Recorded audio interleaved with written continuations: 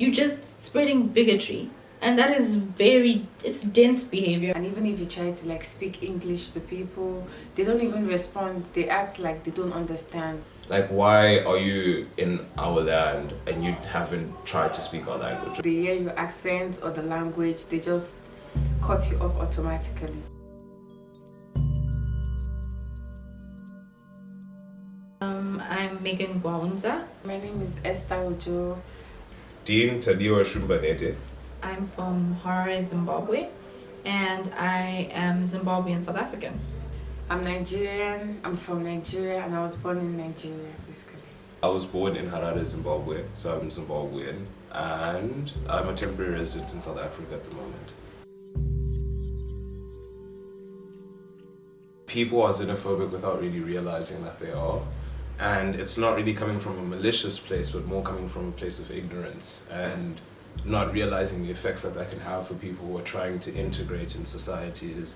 Because I'm Nigerian, and most South Africans have this mentality that foreigners come to steal their jobs, they take away their sources of incomes. We are characterized as people who are here to steal job opportunities, and we're just here to leech off of South Africans' hard work.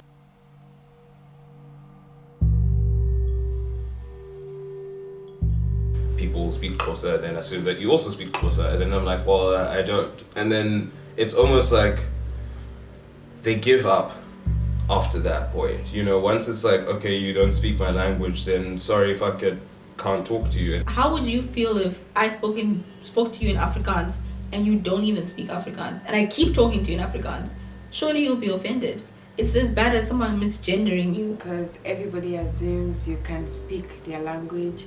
If you're in Pretoria, they assume you can speak Tswana. Wherever you are, they assume you can speak that language. It's not cool. And you just feel so uncomfortable, in that space, that setting. You feel a bit threatened, because if someone acts harshly towards you, not being able to respond in a language that you've never ever learned and you've never communicated in, they make it your fault that's happened. Like, why are you in our land and you haven't tried to speak our language?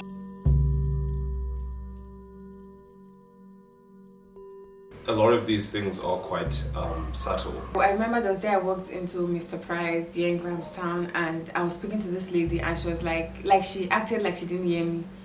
And I repeated whatever I said, and she acted like she didn't hear me. And she literally just pushed me aside and started talking to someone else. I just brushed it off and just walked away. If you have me on your system, surely that means that I'm a valid citizen. You've stamped this passport before.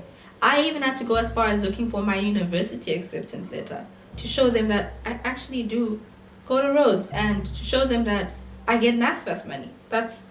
I'm actually, because with NSFAS I think you're screened.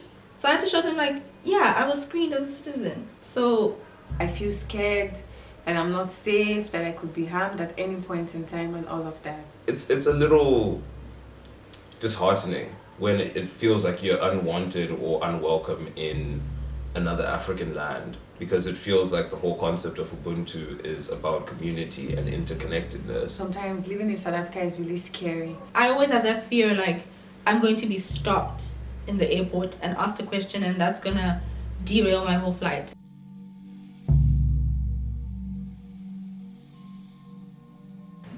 I would say read. There's no excuse to be an idiot in 2021. Ignorance is not bliss. Ignorance is the worst characteristic a human can have. We all came from the same source. We're all part of the same family as a species, as organisms. So the more we ignore, the more we break these boundaries that we've created between one another, then the more effective our society can be in accomplishing the goals we wanted to. You just have to respect someone just on that fact alone, and then you move from there. Most times, we come over here or we study here because our countries have bigger problems. In my country, there's the police brutality. There was the NSAS protest last year where even during the protest, they killed lots and lots and lots of people. So we have economic problems, the leaders are bad, we have wars, insecurities, there's the Boko Haram terrorists. So it's not safe. the dollar keeps rising against the naira and all of that problems. So most times when we come over here, it's because we want better opportunities, and it's not necessarily that we want to take away the jobs and all of that. I don't get how you can, for a lack of a better analogy, watch your neighbor abuse his wife and kids whilst you just sleep peacefully in your house and act like nothing else is happening there. You should be very concerned if you see fellow black people feeling miserable in the country that they call home.